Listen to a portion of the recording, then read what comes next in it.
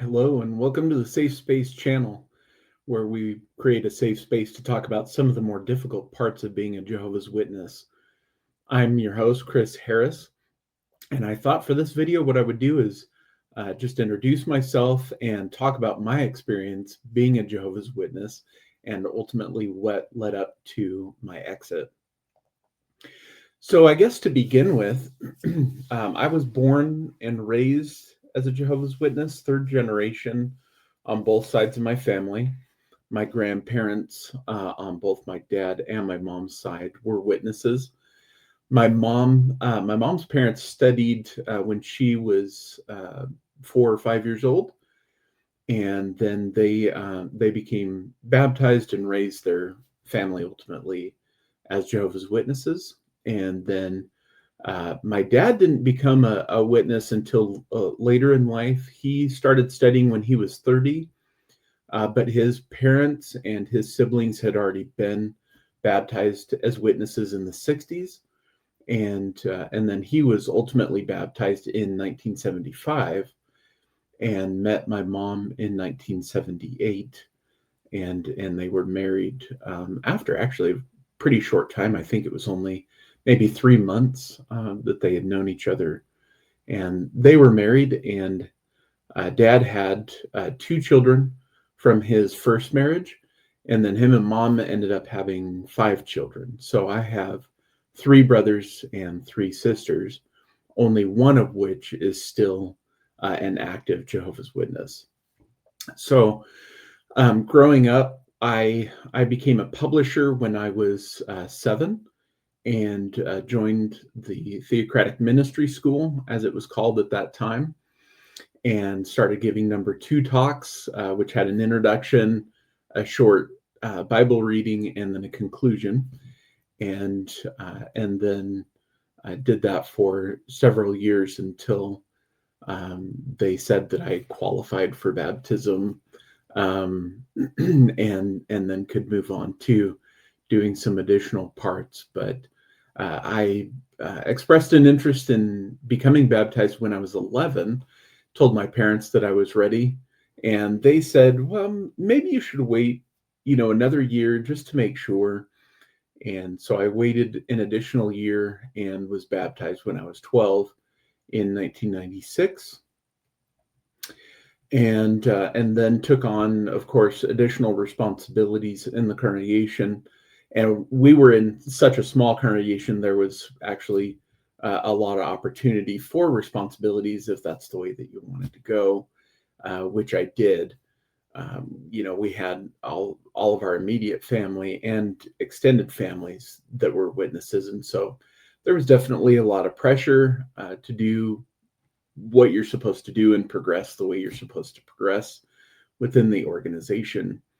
All of my uncles were elders. I had one grandfather that was an elder, one that was a ministerial servant because he wasn't able to serve as an elder due to being a quadriplegic. But there's a lot of family pressure in addition to just the regular congregation dynamics, and you know what I'm talking about if you've been there. The competition, against the other younger ones that are your same age in the congregation, and then of course the reputation of the family. And dad was an elder. I think he was appointed when I was 11. And had been a ministerial servant prior to that, of course, for a few years. So I started taking on additional responsibilities such as running mics, running the sound equipment. I started reading during book studies, eventually reading for the Watchtower. I also handled some responsibilities in the literature, and helping. I think we had one ministerial servant at the time in our congregation, so I would help out with any literature needs, and eventually, I think I was 15. We had a deaf family move into the congregation, and so I started learning American Sign Language in order to interpret the meetings for them. And I spent several hours a day with them, so I was able to learn pretty quickly and started interpreting not only for the meetings, but then the elders asked me to interpret at the assemblies and at the district conventions. And so I obviously stayed very busy doing that. And then at 19, they wanted to recommend me as a ministerial servant, and I actually declined at the time. And trying to remember back, I don't really recall exactly why I declined doing that, but even though there was a lot of pressure because of the congregation, the family dynamics, the reputation, um, I don't know. I just, for some reason, maybe I felt like I wasn't quite ready at that time to take on that responsibility. But I also knew that the additional progression was to be an elder, of course, eventually, and I didn't really want that responsibility. Not the normal responsibilities of being an elder, but just the thought of being on a judicial committee and having to determine someone's guilt and innocence and repentance and ultimately leading to cutting them off from their families. That just wasn't something that particularly appealed to me. So I declined at that time, but I continued being just an active publisher as much as I could, and took on the various responsibilities even after I moved out of my home congregation in Idaho. I still remained, on the school. I auxiliary pioneered and took on the regular publisher responsibilities without the parts and the additional things that came along with being a ministerial servant. So I just continued on that way throughout my life. There was a point when I was 25 where the elders, I had moved back to Idaho, and the elders wanted to talk about preparing me to be a servant, and I declined at that time specifically because I knew I would be moving out of the congregation and moving out of state. So I didn't want to just start being a servant there and then all of a sudden take off. So that didn't go as far as a recommendation, but I moved to Washington in 2010 and got married. My wife and I had actually known each other since she was 10 or 11 and I was 13 or 14. And we had a really good friendly relationship. We had kind of a unique circumstance, which I won't go into details on this video, but maybe in a later one. But we had sort of a unique circumstance growing up. And so we had known each other for a long time. By that point in 2010, I was 26 at the time, and she was 22. And we ended up getting married in April and continued on in the congregation with normal types of activities. And that continued until 2018, when we made the decision to move back to Idaho because my mom had been having a very difficult time. Something was off, but we weren't quite sure what the issue was at the time. But ultimately, it led to a diagnosis of ALS, or Lou Gehrig's disease. And so we moved to help my dad, who was in his mid-70s at the time. So he definitely needed some help. And we moved in with them to help take care of the house and chores and just regular stuff. And then, of course, to help with mom after she was diagnosed and her health started declining. So we stayed there, which was a very difficult and stressful circumstances, as you can imagine. And during that time, Um, at some point during that time, my wife sort of mentally checked out from being a witness. She was no longer active. She was just helping out with mom and dad. And because we were so busy with that, I didn't really know that she was checking out.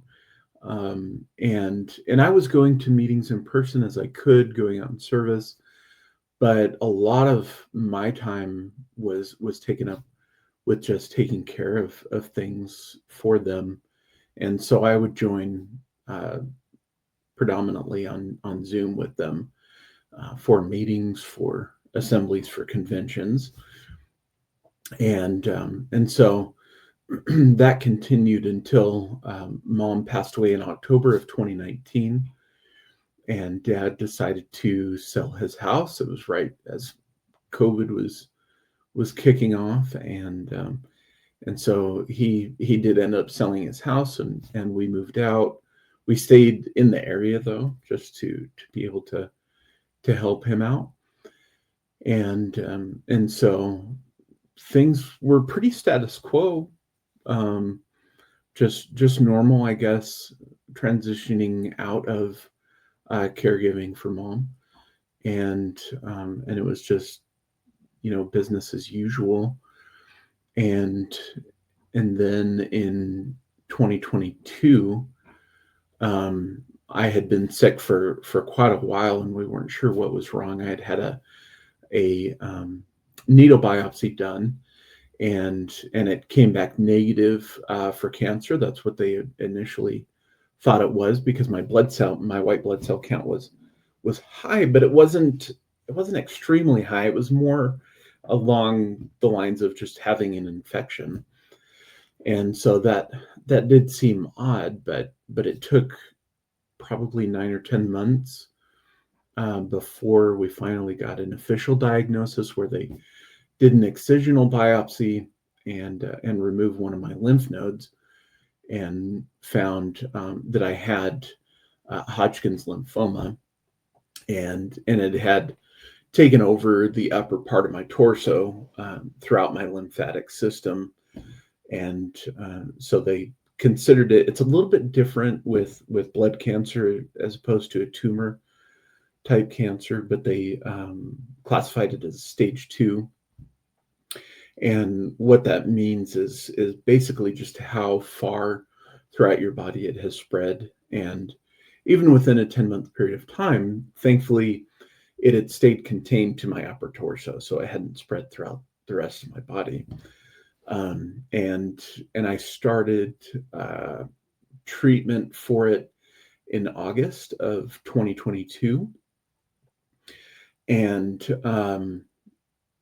of course, expecting that I would have the congregation, by my side as a support. These were people that I had known pretty much all of my life, and so I wasn't too concerned about it in terms of a support system, until I realized that I wasn't being contacted.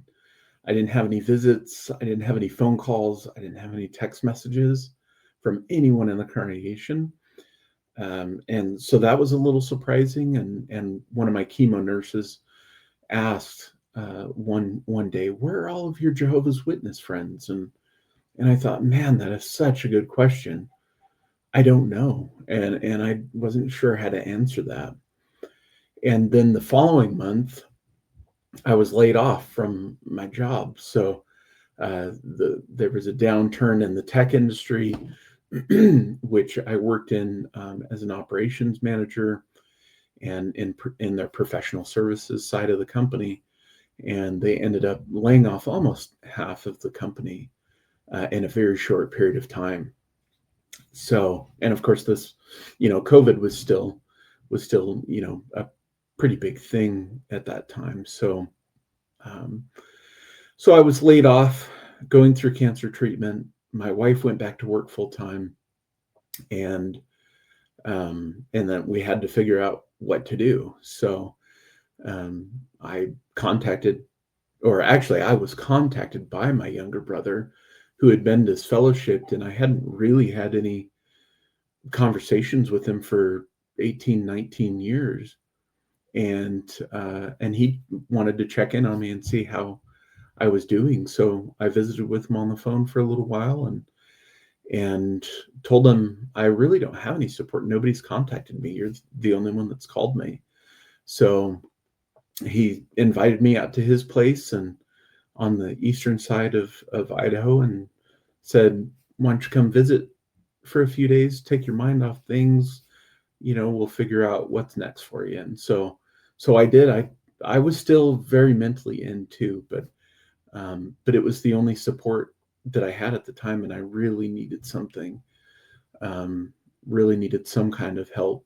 Both my wife and I did, because as I was going through treatment, of course, my wife was watching this happen, and she had watched as I progressively got more and more sick throughout that almost year. And so I went out there, hung out with him for a few days. We did some fun activities, riding four-wheelers, target practicing, a lot of conversations. And because I was in the state that I was in, of course, mentally, we had conversations about what next steps would look like and what would help us survive financially. And he had been running a side business in tree stump removal and turned me on to that and helped me get up and running for that. And I actually started doing tree stump removal while I was going through cancer treatment. Looking back and how weak I felt and fatigued and how it affects you mentally, I'm surprised I was able to do that actually. That was a very challenging time, but we made it work, and that allowed us to take care of ourselves financially during that time. But as you can imagine, that was an incredibly challenging. But I still wasn't questioning anything in terms of the organization, other than where was the brotherhood. It was. I was really surprised, especially since I had known these people for so long. But I just kept thinking, well, everybody's got their own lives and their own stresses and issues that they're dealing with, and so I didn't particularly blame anyone or look down on them for that. I was actually trying to make excuses for why they weren't reaching out and why there wasn't the support. So I still stayed very mentally in the organization, even though I couldn't be physically active. And I would join on Zoom, of course, but I couldn't physically be present at the meetings. And I think that was really something that helped me to realize that it was very performance based. Like, I started to feel like I didn't really have any value to the congregation or to any of these people that I thought that I was close to, any of these people that meant a lot to me, that were very important in my life. I started feeling like, even though it wasn't necessarily a conscious thought, started feeling like I really didn't have value to them, which was an additional, very difficult layer on top of everything else that was going on. So, if we wanted to fast forward a little bit, I actually ended or completed treatment in late December of 2022. So I was diagnosed in July, and actually by September, they said that the cancer was no more visible on the PET scans. So they were really actually surprised by that. And my kidney and liver function had remained normal. It wasn't adjusted, which they said that was the first time they had seen that in 20 years. So that was awesome. And they wanted me to continue out and finish the treatment plan throughout what they had originally set up as a plan to make sure that the cancer was completely gone. And so by the end of December, I had finished the chemo treatments and a few rounds of low dose radiation, and the cancer was completely gone. One nice thing about that type of cancer, even though it sounds really scary because it's a blood cancer, it's actually one of the easiest types of cancer to treat, and also has one of the lowest reoccurrence rates. So they said, your chances of a reoccurrence of that cancer or another one is incredibly low. So, so when I finished it, of course, that was a major relief. I did end up suffering some pretty bad nerve damage in my legs, which has affected and still does affect the function of my legs and the strength in them. But incrementally, it is getting a little bit better, which is nice. But if we fast forwarded then beyond the cancer treatment to 2024, my dad passed away in June of 2024. He had a pretty rare virus as a child called Kawasaki's disease, and it messes with blood vessels and your heart valve, and so he had actually had some issues with his heart and his heart valves previously, and he ended up having some aneurysms in his stomach, which nobody knew about, and there was no reason to look for it. So, but his aneurysms in his stomach burst suddenly, and so he lost a lot of blood, and he went to the hospital. He lost half of his blood volume, and of course, being fully mentally in witness and having been an elder for nearly 20 years, prior, he refused blood. And of course, they told him that they weren't sure if he would survive without it, which he understood, and that was his decision. So, so he didn't receive any blood, and he did survive the surgery and the blood loss.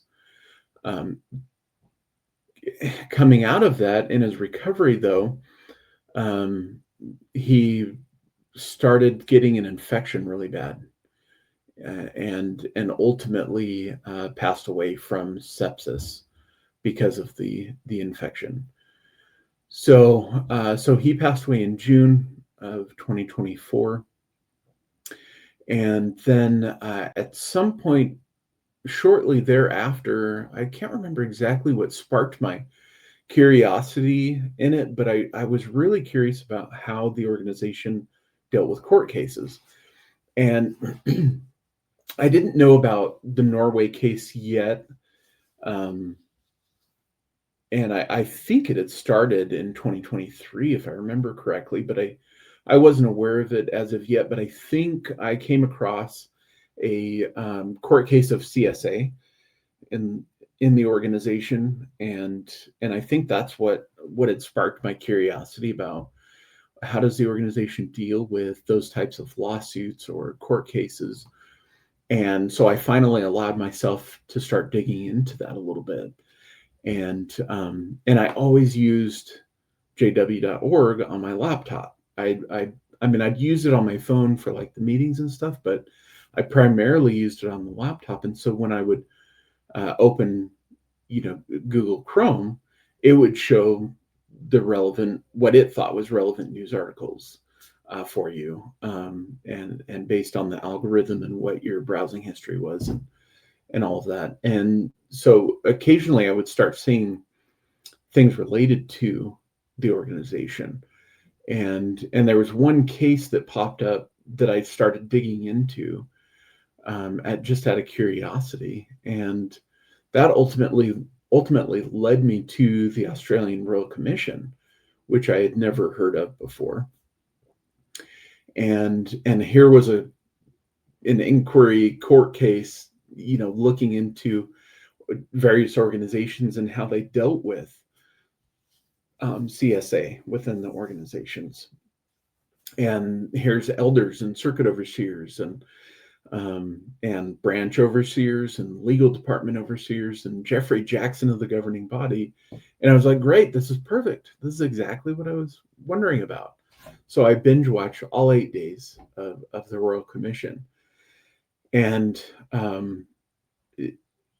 as I was watching it, there were things coming out of it that I was just like, what?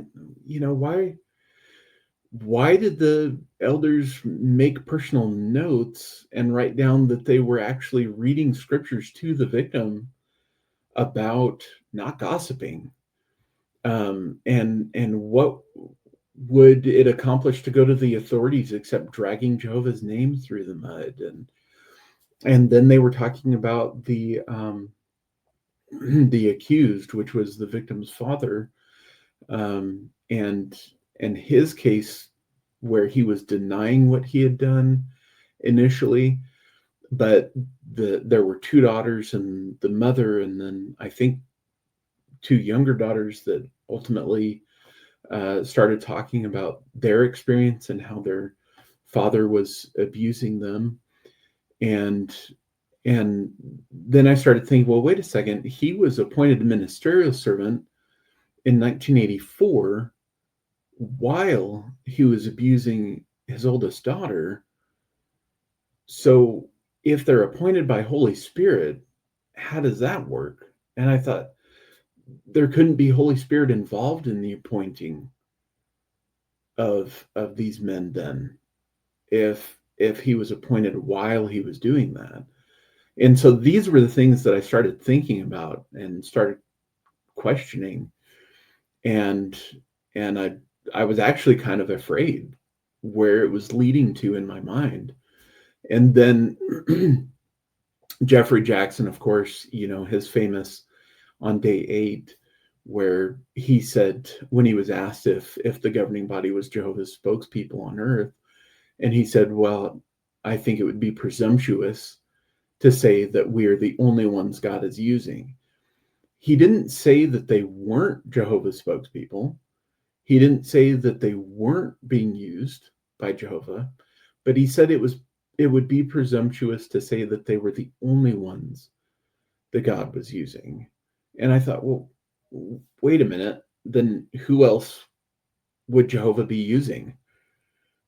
They've never taught that Jehovah would be using anybody else to guide and direct his people. So that was a major wake-up call for me. And I thought, so on the stand, he can't make a firm stand for his faith. And I thought, when I was 5, 6 years old starting school, I went into school and telling my teachers I wasn't going to do the flag salute. I couldn't celebrate birthdays or my own. I couldn't celebrate any of the holidays. My mom would bring Watchtower and Awake magazines talking about why we didn't celebrate those things. And so in school, I was defiant about doing anything holiday or birthday related or the flag salute. And I was able to defend that at the time. And I thought, how is it that a 5 and 6-year-old in school can stand up to authority figures and to classmates, to peers, and make a stand for their faith, but in court, Jeffrey Jackson can't confidently state what the governing body teaches the organization? That absolutely blew my mind. And I thought, which Bible figures have we ever read about that didn't go before a court of some kind and make a firm stand for their faith? And then the fact that the governing body didn't want to show up to the Royal Commission. Jeffrey Jackson tried his hardest to stay out of that and say that he would be of no help because he didn't work with the policies of the organization. He only worked in matters of translation, which clearly was not the case because he's a member of the governing body. So they're the ones that set the policies. They approve the writing of the shepherd the flock book for the elders. They approved the appointments of the branch committees and overseers. And so I just, it was,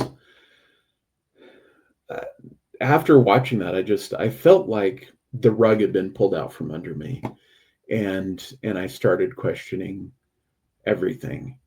And I thought, what does this mean if this isn't real? What does this mean that my life has been a lie? It's been built on a lie. And so I thought, well, rather than jumping to conclusions, I'll allow myself to start doing some research, because one of the things, as you know, that you're very discouraged to do is to look at any outside sources. Don't look at any outside material, whether it's court cases or whether it's apostate information, but definitely not apostate information, because you're going to let the demons into your house if you start doing that. And one of the first things that I did after watching the Royal Commission was Google search signs of a cult, because I'd been seeing that word pop up, in relation to the witnesses. And I was like, the witnesses aren't a cult. We're not talking about some, weird fringe group that's doing rituals and sacrifices or whatever. But then I realized I've never actually looked up the definition of a cult. I wouldn't know how to define one. So I just Google searched signs of a cult, and the top 10 signs of a cult, I was like, whoa, this fits the witness organization to a T. And I was like, okay, maybe calling it a doomsday cult isn't as crazy as I thought it was. So then I allowed myself to do some additional research. I started looking into other court cases and documents, and because I initially wanted just solid evidence of what I was looking for. I didn't want it to be from apostate material. I wasn't really interested in looking at apostate material, because of course they're going to say things negative about the organization and contradict what we've been taught. So I started out with court cases and documents, and I found a court case where Garrett Loesch had signed an affidavit saying that he was never a member of the Watchtower. The Watchtower had never had any authority over him. He had never supervised anything in the Watchtower organization. And I was like, wait a second, he's part of the governing body. Why would he put that in a court document? And then I thought, here we go again. The governing body is not making a stand for their faith and for what they say they believe in. And they're not supporting their elders. They're leaving their elders to deal with things by themselves. So, what's the deal? And then I did stumble upon an apostate video. I didn't realize initially that it was an apostate video. There wasn't anything that tipped me off to that. That I can't remember the exact title, but it didn't raise in any red flags to me or set off my spidey senses. So I watched it, and it was The Falling Tower on YouTube, was the name of the channel.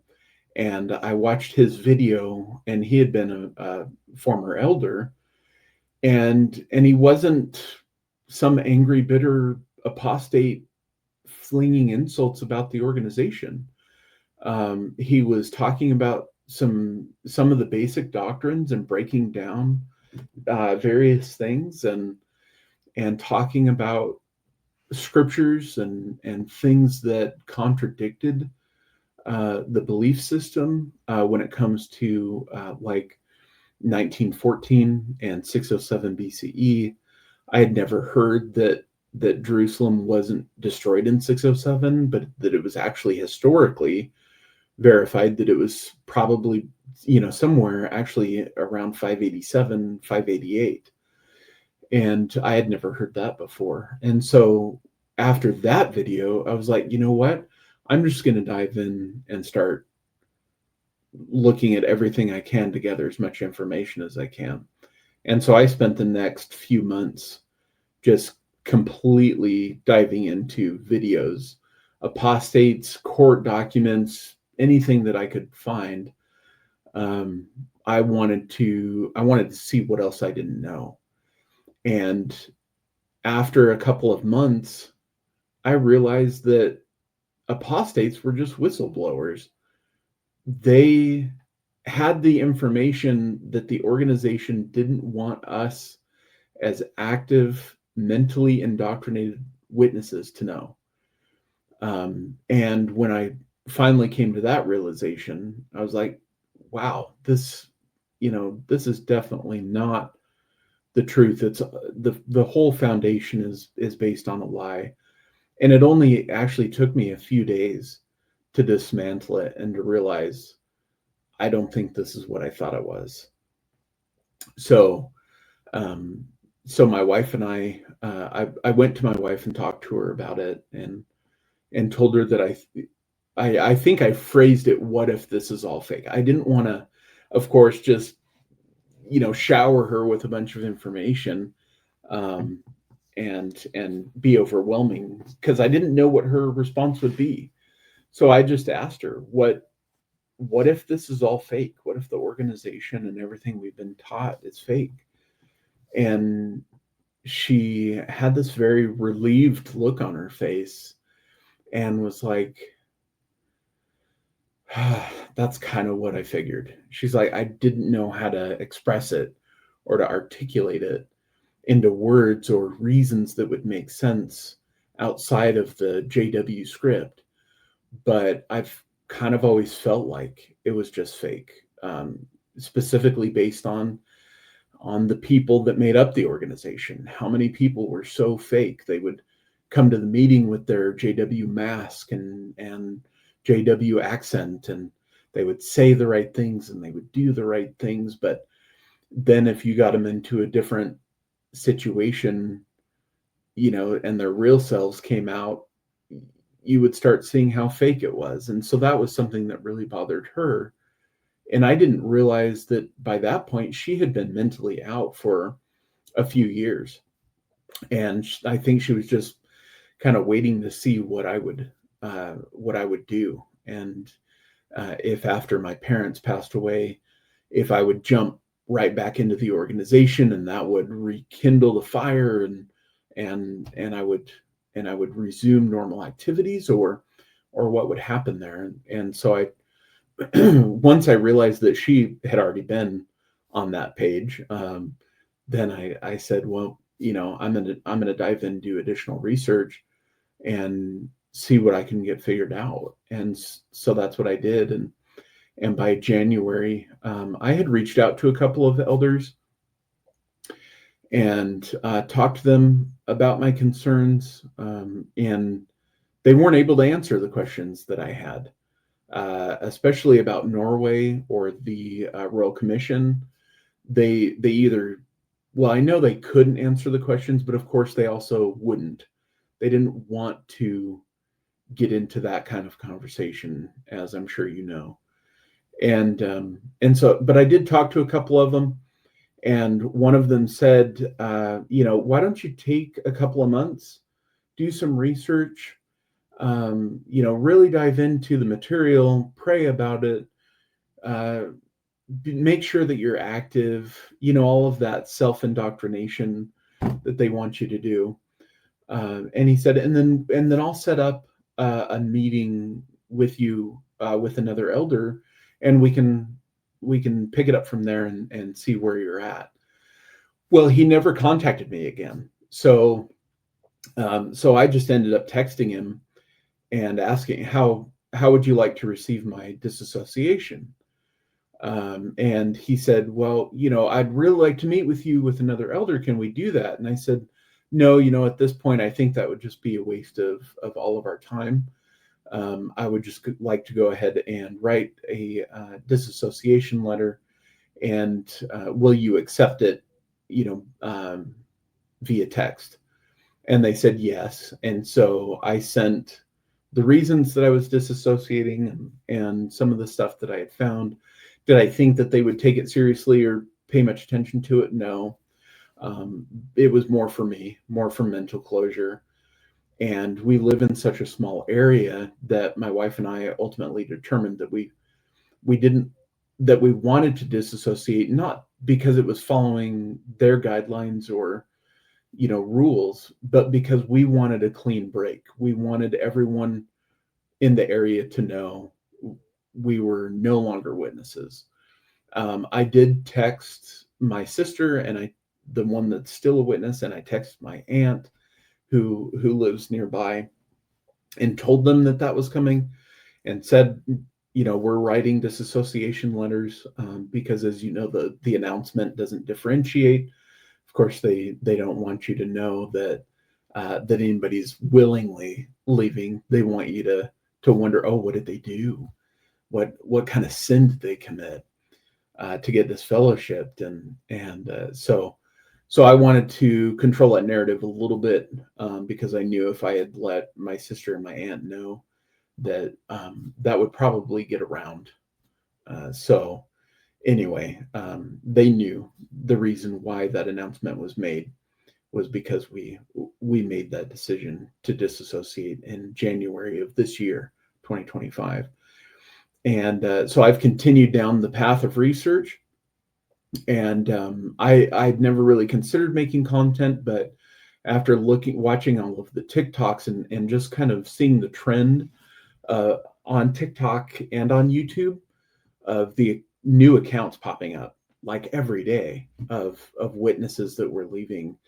And so I thought, you know what, maybe I need to join the voices of the XJWs. Maybe it'll make it more difficult to ignore if there's a collective of us that are calling out all of these things. Will it make a difference to PME witnesses? Maybe not. Will it make a difference to POMO or PMO witnesses? Probably. There may be still some PMO witnesses that are kind of on the fence. They're not really mentally in anymore, but there might still be the doubts. They may not, like my wife, they may not be able to know exactly what they want to say or how to articulate it, or know what evidence that they need to prove even to themselves conclusively that it's not the truth. And so I launched my TikTok, which is at Mercifer. I'll put a link in the description in case you want to check that out. And my focus on my TikTok account is primarily just written, documented evidence. So I have clips of the Royal Commission. I have clips of the governing body and governing body helpers. I have articles from the 50s and the 60s and how it contradicts, and the flip-flops of doctrine going back and forth and back and forth, and then realizing, well, it's not new light. It's actually recycled light, because they taught this 40 years ago, and then now they're circling back to the same type of teaching. And so I won't go into examples of that for this video, but you can see that on my TikTok, and I'll probably talk more about it in future videos. But that, I guess, wraps up how I ultimately exited and how I came to that conclusion. The most XJWs, I think there's something that really triggers them into doubting something, and so they look into it and they wake up that way. And so my waking up experience may be a little bit different because it was just absolutely accidental. But ultimately, I'm glad because within a very short time, like I said, dismantled it and realized it wasn't the truth. And so here I am today.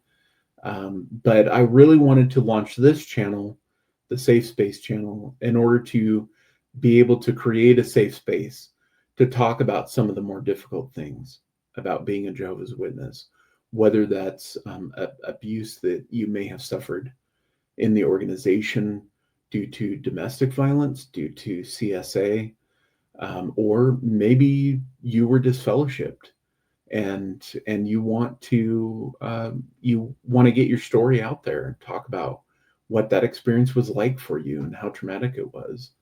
Or maybe you've had someone in your family that was disfellowshipped, and you need to process through that. You want to talk about it. Maybe somebody has even gone to the lengths, unfortunately, of unaliving themselves because they were disfellowshipped and completely cut off from their social network and their families.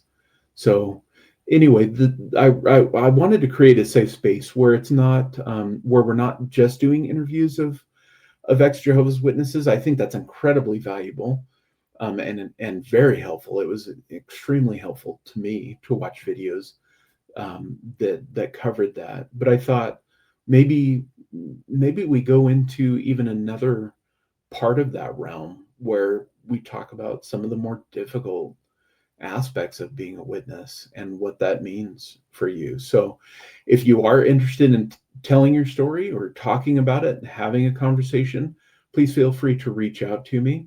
You can email me at thesafespacechannel@gmail.com, and I'll have the link in the description for that below. And reach out. I'd be happy to have a conversation with you on that channel, and I'm sure it would be helpful for you and for others that watch it, of course.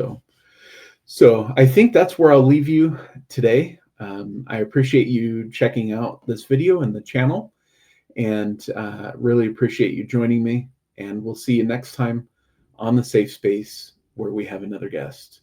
Thank you very much, and have a good day. Bye.